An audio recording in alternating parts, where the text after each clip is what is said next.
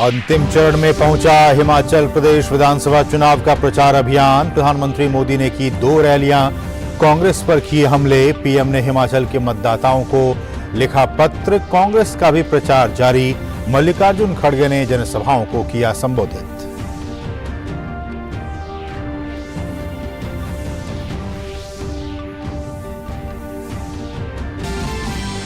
गुजरात विधानसभा चुनाव के लिए सियासी हलचल तेज।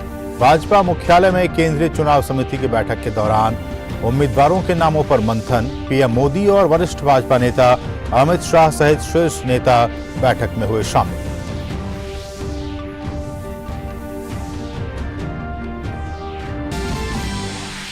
कल से ओडिशा के 2 दिवसीय दौरे पर जाएंगी राष्ट्रपति द्रौपदी मुर्मू। पुरी के श्री जगन्नाथ मंदिर में करेंगी पूजा अर्चना। भुवनेश्वर में स्वतंत्रता सेनानियों को करेंगी नमन। राजभवन में आयोजित होने वाले स्वागत समारोह में भी होंगी शामिल। 14,000 करोड़ रुपए से अधिक की धोखाधड़ी कर ब्रिटेन में शरण लेने वाले नीरव मोदी को भारत लाने का रास्ता साफ। ब्रिटिश हाईकोर्ट ने प्रत्यर्पण रोकने की अपील ठुकराई। फरवरी में वेस्टमिंस्टर अदालत ने नीरव को भारत भेजने की दी थी मंजूरी।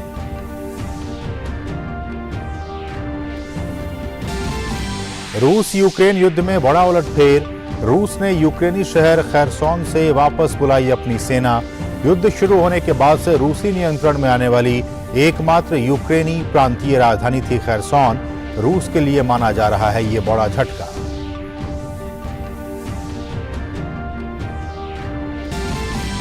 और न्यूजीलैंड को हराकर T20 वर्ल्ड कप के फाइनल में पहुंचा पाकिस्तान। बाबर आजम और मोहम्मद रिजवान की शानदार बल्लेबाजी के दम पर न्यूजीलैंड को 7 विकेट से दी शिकस्त। कल दूसरे सेमीफाइनल में इंग्लैंड से भिड़ेगी टीम इंडिया।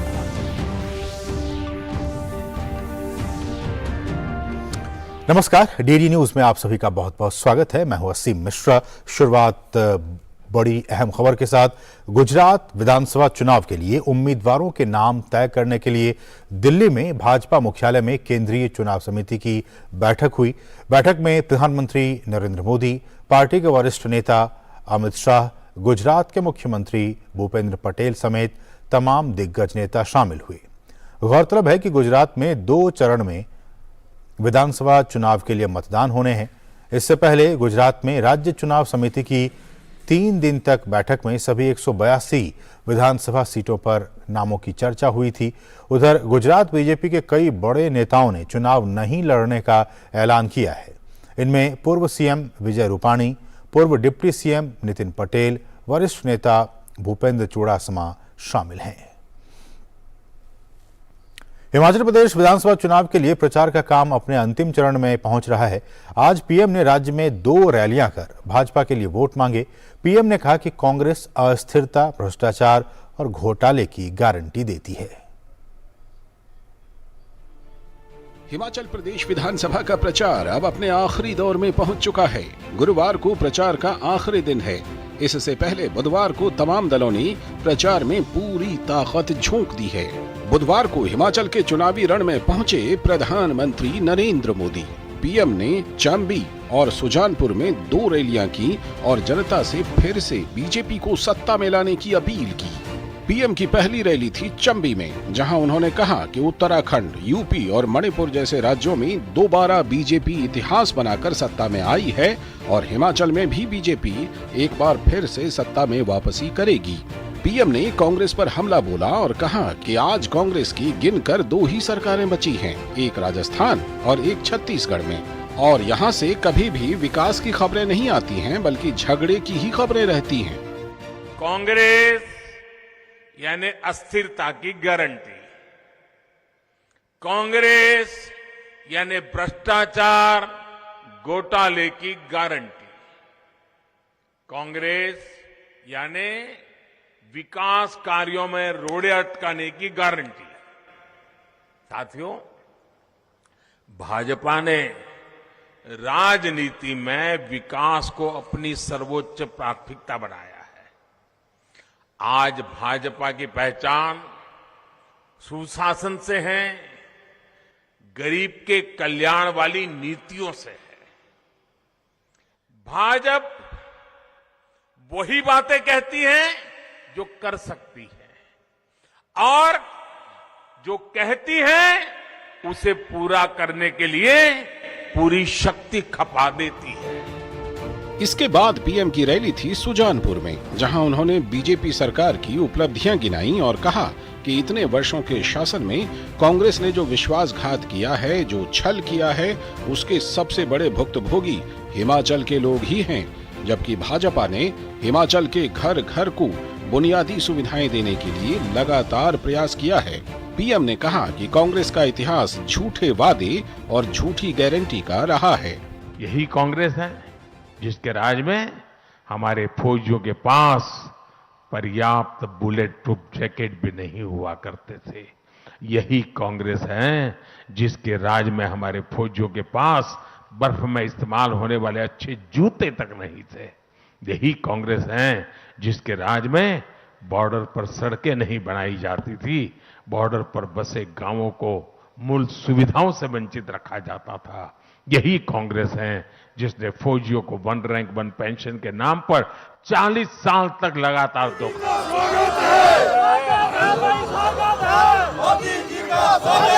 वीरभूमि हिमाचल के सुजानपुर में सेवानिवृत्त जवानों ने प्रधानमंत्री नरेंद्र मोदी का गर्मजोशी से स्वागत किया। स्वागत है भाई, स्वागत है मोदी जी का। जय श्री राम, जय श्री राम, जय श्री राम। यही नहीं, पीएम मोदी ने हिमाचल में एम्बुलेंस को रास्ता देने के लिए अपना काफिला रुकवाया। पीएम ने बहुमूल्य जीवन की रक्षा के लिए एम्बुलेंस को रास्ता दी और फिर आगे निकले।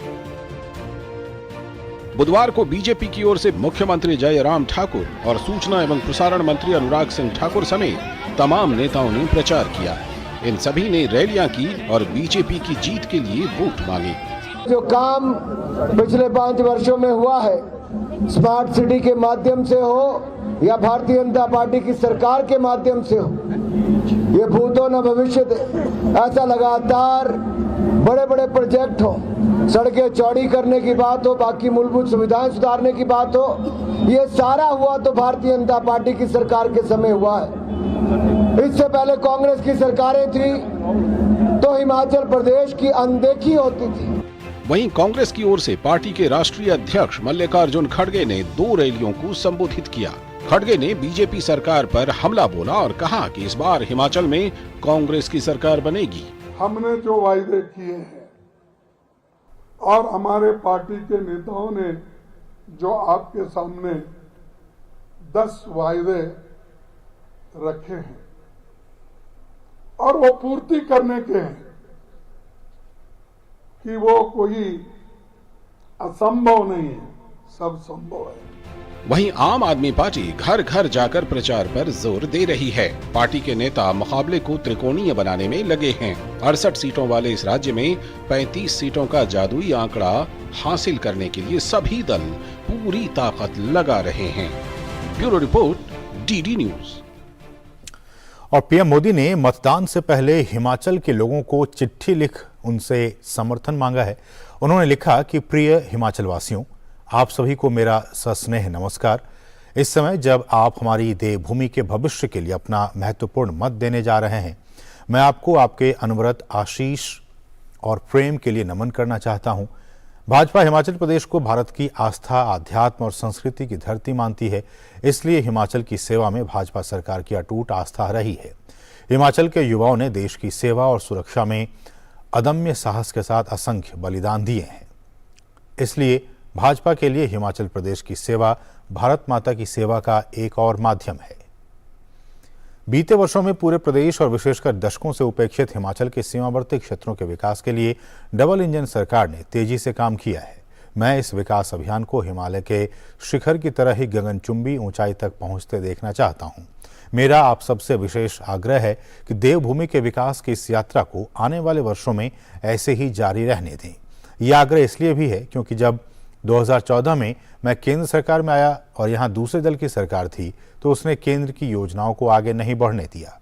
2017 में जब हिमाचल में भाजपा की सरकार बनी तो फिर विकास का तेज सिलसिला शुरू हुआ। इस सिलसिले को रुकने नहीं देना है। मुझे पूर्ण विश्वास है कि पिछली बार की तरह ही इस बार भी आपका आशीर्वाद भाजपा को मिलेगा और एक बार फिर से हिमाचल में कमल का फूल खिलेगा। कमल के फूल को दिया गया आपका एक एक वोट सीधे मेरी शक्ति बढ़ाएगा। मैं इस बार भी आपसे से अधिक संख्या में अपने मताधिकार के प्रयोग का आग्रह करता हूं। आपका सेवक।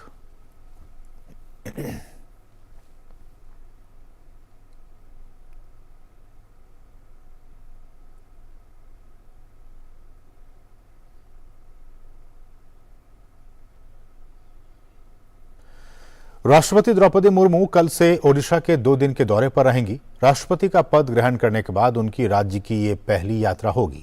गुरुवार को राष्ट्रपति श्री जगन्नाथ मंदिर में पूजा अर्चना करेंगी। इसके बाद वो भुवनेश्वर जाएंगी, जहां स्वतंत्रता सेनानियों और अन्य हस्तियों की प्रतिमा पर श्रद्धांजलि अर्पित करेंगी। शाम में राष्ट्रपति राजभवन में आयोजित नागरिक स्वागत समारोह में शामिल होंगी। भारत में 14,000 करोड़ रुपए से अधिक की धोखाधड़ी करके ब्रिटेन में शरण लेने वाले नीरव मोदी को अब वापस लाया जा सकेगा।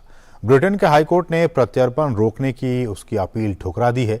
इसी साल फरवरी में ब्रिटेन की वेस्टमिंस्टर अदालत में नीरव के प्रत्यर्पण पर आखिरी सुनवाई हुई थी।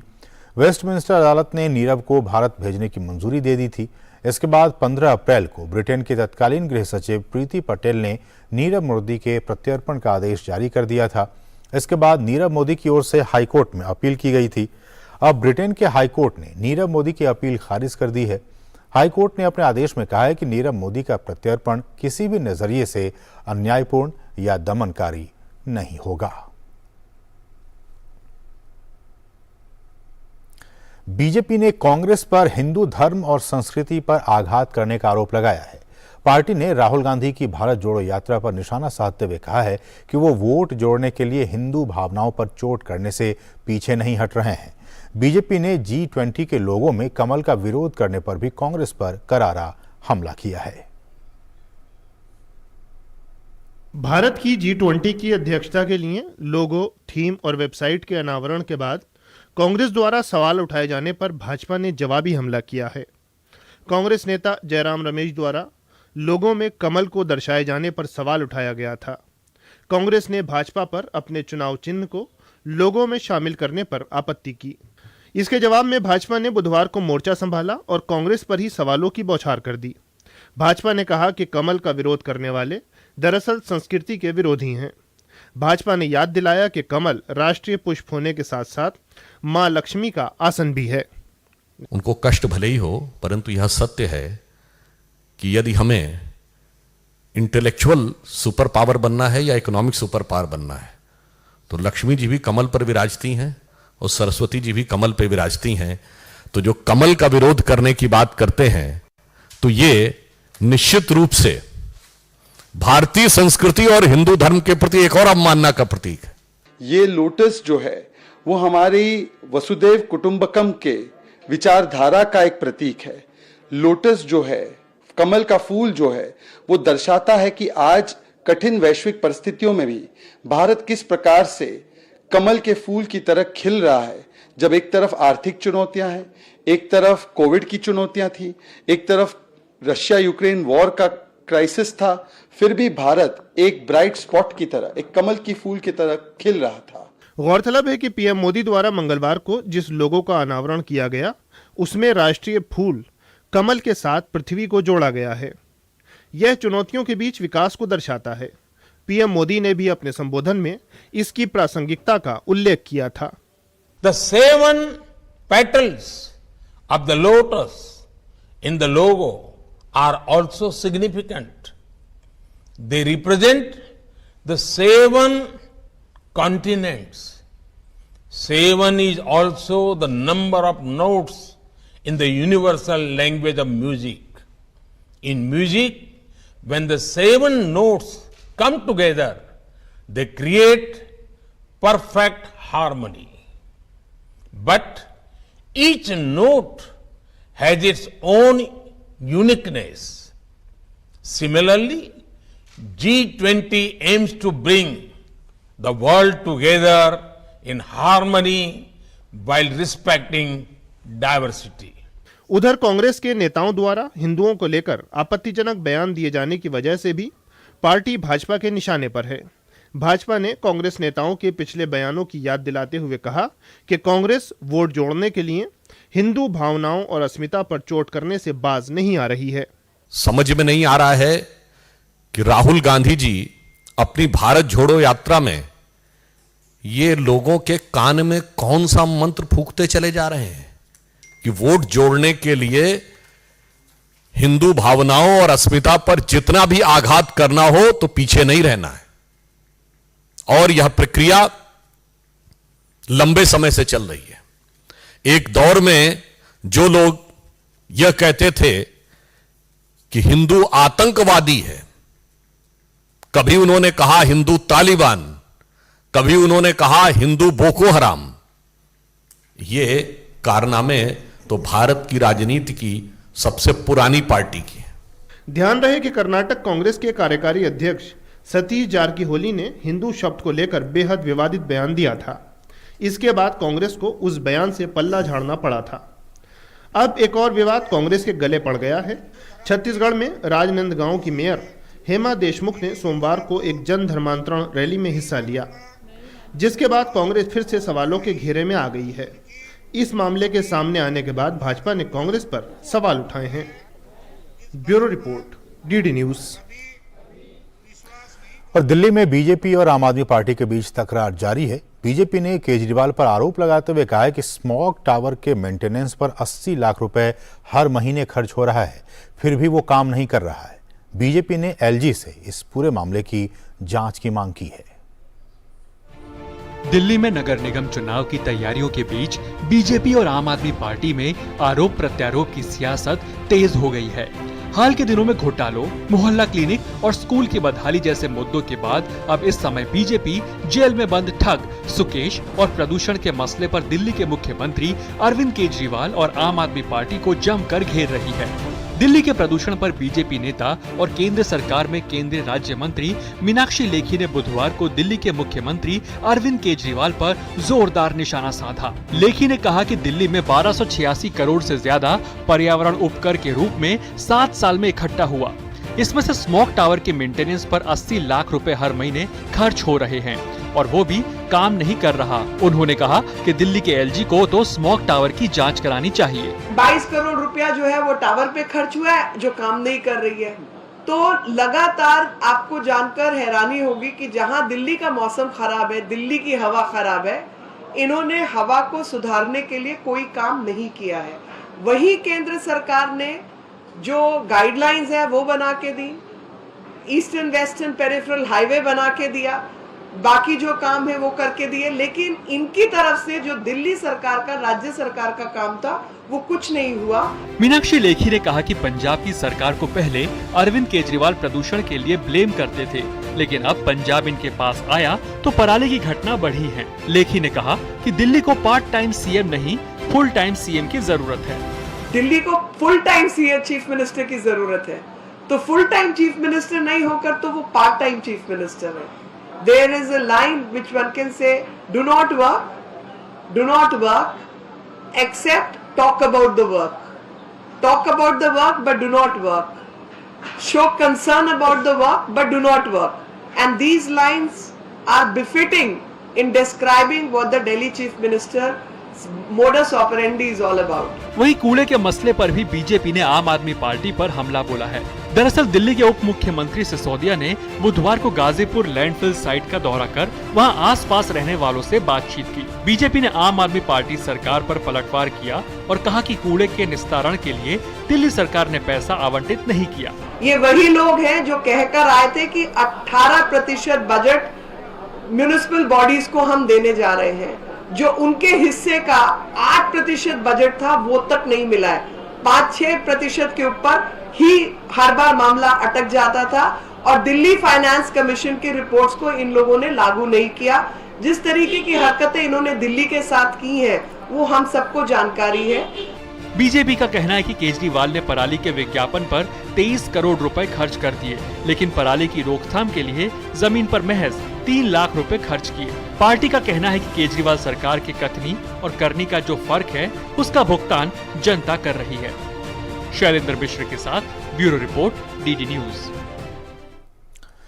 Justice D.Y.. चंद्रचूड़ ने देश के 50वें प्रधान न्यायाधीश के तौर पर आज शपथ ली। राष्ट्रपति द्रौपदी मुर्मू ने जस्टिस चंद्रचूड़ को शपथ दिलाई। जस्टिस चंद्रचूड़ का कार्यकाल 2 साल का होगा। बुधवार को देश के 50वें प्रधान न्यायाधीश के तौर पर जस्टिस धनंजय यशवंत चंद्रचूड़ ने शपथ ली। राष्ट्रपति द्रौपदी मुर्मू ने जस्टिस चंद्रचूड़ को शपथ दिलाई। जस्टिस चंद्रचूड़ का कार्यकाल 2 साल का होगा और वो 10 नवंबर 2024 तक सुप्रीम कोर्ट के मुख्य न्यायाधीश के पद पर रहेंगे। मुख्य न्यायाधीश डीवाई चंद्रचूड़ ने शपथ लेने के बाद सुप्रीम कोर्ट परिसर में महात्मा गांधी की प्रतिमा पर श्रद्धांजलि अर्पित की। इस मौके पर उन्होंने कहा कि देश की सेवा करना उनकी प्राथमिकता है। अब आप आगे देखते रहिए, आज से हम सारे नागरिकों से बात करेंगे, चाहे टेक्नोलॉजी में हो, चाहे रजिस्ट्री के रिफॉर्म में हो, जुडिशल रिफॉर्म। प्रधानमंत्री नरेंद्र मोदी ने भारत के मुख्य न्यायाधीश के रूप में शपथ लेने पर न्यायमूर्ति डॉक्टर डी.वाई. चंद्रचूड़ को बधाई दी। पीएम ने ट्वीट किया, डॉक्टर न्यायमूर्ति डी.वाई. चंद्रचूड़ को भारत के मुख्य न्यायाधीश के रूप में शपथ लेने पर बधाई, उनके आगामी सार्थक कार्यकाल के लिए शुभकामनाएं। 2016 में सुप्रीम कोर्ट से नियुक्ति से पहले justice D.Y.. Chandrachud Bombay high court में जज रहे हैं। वो इलाहाबाद हाई कोर्ट के मुख्य न्यायाधीश के पद पर भी काम कर चुके हैं। सुप्रीम कोर्ट में जस्टिस चंद्रचूड़ कई अहम फैसले देने वाली बेंचों का हिस्सा रहे हैं। इनमें अयोध्या भूमि विवाद, सबरीमाला मंदिर में महिलाओं का प्रवेश, निजता का अधिकार, आधार की संवैधानिक वैधता, समलैंगिकता को अपराध न मानना जैसे फैसले प्रमुख हैं। जस्टिस चंद्रचूड़ के पिता वाई.वी. चंद्रचूड़ 7 साल से ज्यादा वक्त तक सीजेआई रहे, जो अब तक का सबसे लंबा कार्यकाल है। 17 अक्टूबर को राष्ट्रपति ने जस्टिस चंद्रचूड़ की नियुक्ति को मंजूरी दी थी। जस्टिस यू ललित का कार्यकाल 8 नवंबर को पूरा हो गया था। जस्टिस ललित 74 दिनों तक मुख्य न्यायाधीश के पद पर रहे। विकास सारथी की रिपोर्ट, डीडी न्यूज। केंद्र सरकार की मुद्रा योजना और स्टैंड अप इंडिया योजना के बारे में जागरूकता के लिए state bank of India Delhi circle की सर्कल मैनेजमेंट कमेटी ने एक मुद्रा SUI रथ को हरी झंडी दिखाकर रवाना किया। इसका लक्ष्य पात्र उपभोक्ताओं के दरवाजे तक पहुंचकर सुलभ सेवा उपलब्ध कराना है। इसके तहत एक टीम शहर के विभिन्न इलाकों में मुद्रा और स्टैंड अप इंडिया कैंप लगाएगी।